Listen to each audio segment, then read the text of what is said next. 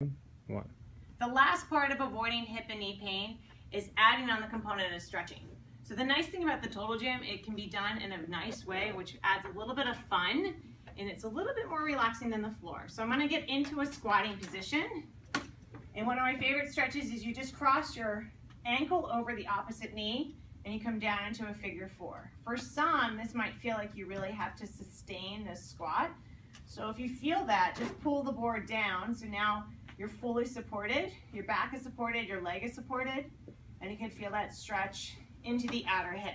The key with this stretch is that you flex your foot so you don't feel that added strain to the knee, and you try to keep your hips and pelvis as aligned as possible. So this is my right side.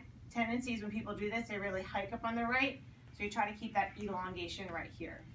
From this position, I'm gonna press up, roll up to sitting, and then my typical favorite stretch is lunging, just like so. So you just come in, and you can lunge facing the squat stand. That's one nice stretch. The next is moving into the leg pulleys. If you have this accessory, you want to bring your incline down to the lower 1/3 of your Total Gym. Grab a hold of your cables, straddle, push the board up the rails.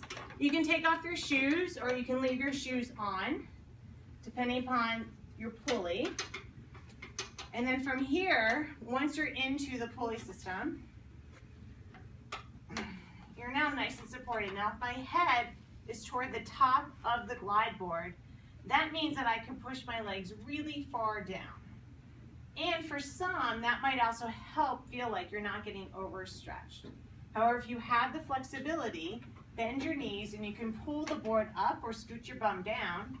And as you bring the feet up toward the tower, you'll notice that I get more of a hamstring stretch here. You can do both legs. You can go into a scissor where you can isolate each leg. You can take this and go into an adductor stretch with the leg pulleys, where your legs are out straight. And to get a deeper stretch into the adductors, you can bend your knees. Make sure you're at around a 90° to feel that stretch. And then add that mobility element and that opening up is you can just do a nice little circle around, where you're just circling the legs around. And then you just want to make sure you go in both directions. And then each time you can, you try to really get your range of motion to increase and feel the stretch in the hip as well as the back of the thigh. You bend your knees, you can hold onto the cables, slip your foot out one at a time, making sure you reach right for the base, whether it's on the squat stand or down below. Pull the board down a little bit, especially if you move down. Roll up to sitting, and you're done. One. The last part of avoiding hip and knee pain is adding on the component of stretching. So the nice thing about the Total Gym, it can be done in a nice way, which adds a little bit of fun, and it's a little bit more relaxing than the floor. So I'm gonna get into a squatting position.